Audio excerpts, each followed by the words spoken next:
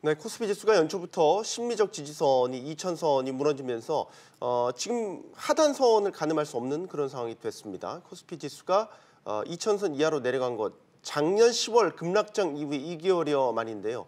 애플 실적 둔화에 국내 증시 IT 업종 실적 둔화 우려로 인해 불안감이 커지고 있습니다. 또 간밤에는 뉴욕 증시도 급락을 했고요. 네, 그렇습니다. 미국의 IT 대장주죠. 애플의 실적 악화 전망으로 뉴욕 증시 하락세가 이어진 모습입니다.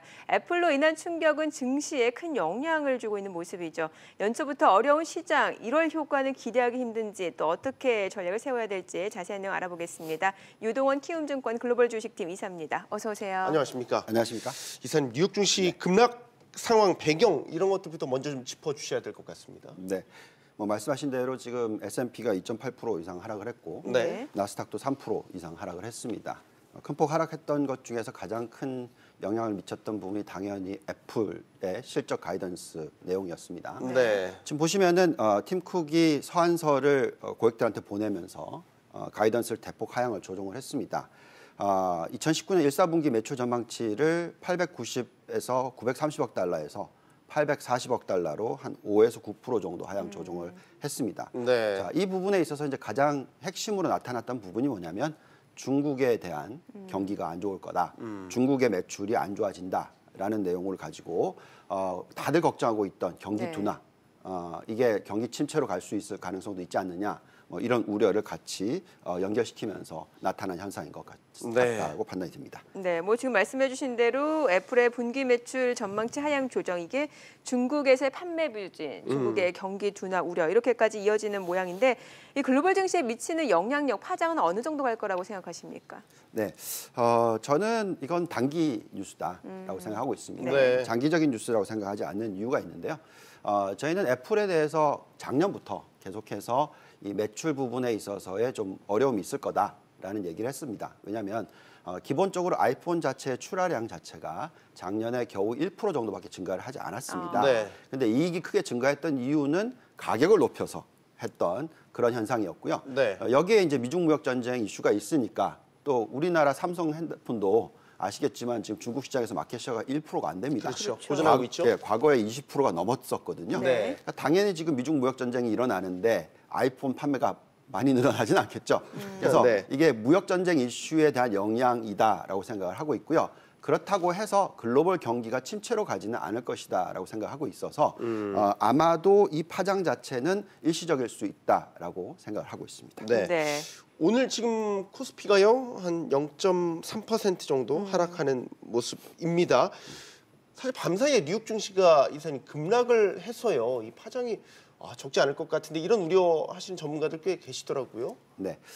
자, 지금 보면은 한 0.3% 정도 하락했으니까 그 폭이 그렇게 크지는 않죠. 참 우선 계속적으로 하락을 하고 있을 부분도 있습니다만 지금 중요한 부분은 어느 정도의 저평가 현상이 있느냐라는 게 중요할 것 같고요.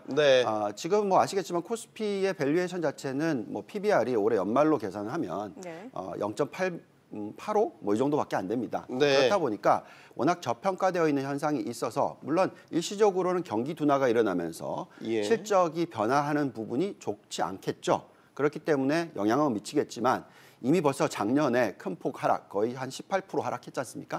그래서 추가적인 하락은 어느 정도 한정적일 것이다라는 생각은 가지고 있습니다. 네, 사실 대다수의 증권사에서는 이제 올해를 상저하고 흐름을 보는 전망들이 많더라고요. 그런데 일부에서는 시장이 이렇다 보니까 본격적인 약세장에 진입했다라는 그런 전망도 있거든요, 분명히. 그렇죠. 자, 이 부분이 중요한데 우리가 결론을 내려야 되는 부분은 경기가 둔화만 될 것이냐. 그리고 나서 다시 또 안정을 찾을 것이냐. 아니면 계속해서 둔화해서 침체로 가느냐. 이게 중요할 것 같습니다. 자, 최근에 나왔던 수치들을 보고 말씀을 드리면 제일 먼저 좀 찬물을 끼얹었던 게 12월 달 한국 수출 지표였습니다. 이게 마이너스 1.2%가 나오면서 예상이 3%였는데 크게 예상을 하회했죠. 자, 수출이 왜 중요하냐면 글로벌 경기를 좀 미리 얘기해 준다라고 사람들이 얘기를 하거든요. 자, 그 부분이 있었고 여기에 또 이제 중국의 제조업 PMI 지표들이 다 50 이하로 내려오는 상황 이런 것들이 나오면서 또 이제 미국은 제조업 지표가 아직까지는 확장 국면인데 57을 예상했는데 54가 나왔으니까 네. 예상 하회하는 정도. 그래서 결국은 이 모든 부분이 경기 침체로 가는 게 아니냐 하는 우려를 좀 야기했다라는 것이죠. 그래서 걱정스러운 것은 사실입니다만 저희가 판단할 때는 경기 침체까지 갈 가능성은 굉장히 낮다라고 판단하고 있습니다. 네. 왜냐하면 여러 가지 요소들이 변할 텐데 미국에서 쓸 수 있는 부양적인 카드가 많이 있고요. 네. 중국도 마찬가지로 작년 10월부터 가장 적극적인 정책 환경을 만들고 있다. 경기 부양을 하려고 하는 노력을 보여주고 있다라는 것이 되겠습니다. 그래서 이런 요소들을 생각을 하면 글로벌 경기가 지금 둔화하는 것은 어떻게 보면 일시적으로 만들어내는 현상일 수도 있고요. 네. 아마도 하반기로 갈수록 안정을 찾는 경제 성장률이 나올 것이고 특히 또 내년으로 넘어간다면 경제 성장률이 더 빠지는 게 아니라 오히려 상승을 할 수 있다는 기대도 만들어질 수 있기 때문에 네. 지금의 현상이 단기적으로는 1, 4분기에는 악영향을 미칠 수 있다 하지만 전체적으로 놓고 보면은 그렇게까지의 어떤 경기 침체, 대세 하락장 이것은 아닐 것 같습니다. 아닌 것 같다. 너무나 큰 우려는 하지 말자라고 보시고 있는 거고. 어쨌든 근데 이사님, 뭐 연말 연초 우리가 랠리 기대감이라는 게 항상 있어 왔는데 네. 결과적으로 본다면 랠리가 아니었잖아요. 그러니까 그렇죠. 단기적으로 단기적으로 봤을 때는 분명히 약세를 흐름을 보였기 때문에 여기에 대한 원인을 좀 짚어보자면 뭐 앞서 이제 뭐 단기적으로는 애플 실적 하락 전망 뭐 그런 부분들도 있겠고 무역 분쟁도 계속해서 그렇죠. 발목을 잡고 있는 형국인 것 같고 네. 원인을 좀 찾아보자면 네. 어디서 저희가 봐야 될까요? 간단하게 얘기하면 우리나라는 수출 지향적인 국가죠. 네. 뭐 다 아시겠지만 네. 내수 부분에 있어서는 가계부채 비율이 워낙 높다 보니까 내수를 부양하는 데는 어느 정도 한계가 있습니다. 그렇다 보니까 수출이 나빠지면은 당연히 실적이 안 좋아지는 것이죠. 네. 근데 지금 수출이 안 좋아지고 있다라는 거죠. 그렇죠. 일시적인 경기 둔화이던 뭐 경기 침체던 어쨌든 간에 전체적인 대외 여건이 안 좋아지고 있는 부분이 되겠습니다. 네. 그렇기 때문에 우리나라의 대표 기업인 삼성전자의 실적이 올해는 그러니까 하락할 것이다라는 네. 예상이 되고 있고요.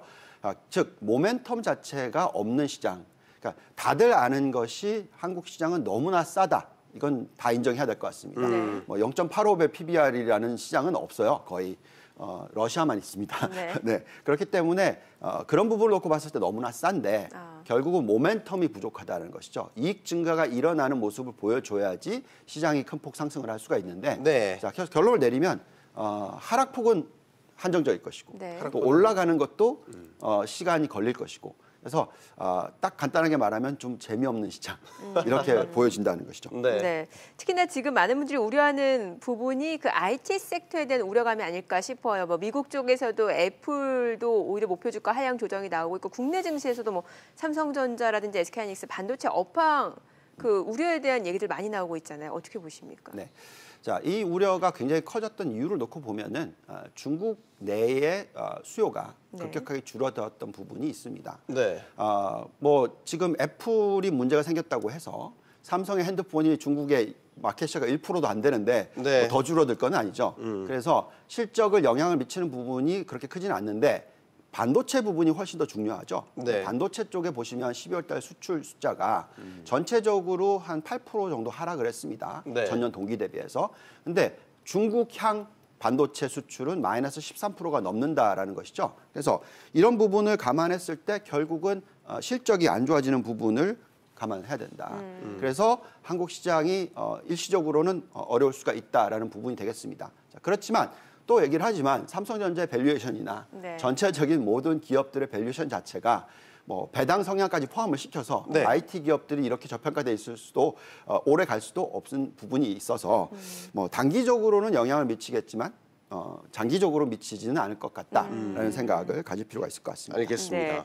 자, 지금 이제 CES 세계 최대 소비자 가전 박람회가 이틀 앞으로 다가왔는데 보통 바이오주가 그 JP모건 헬스케어 컨퍼런스를 앞두고 기대감이 반영이 되듯이 혹시 IT 섹터에도 좀 반짝 그런 상승 모멘텀이 될 수 있지 않을까 기대도 해볼 수 있지 않을까요? 네, 저희는 4차 산업혁명 관련된 투자가 끝난 건 아니라고 생각합니다. 예. 네.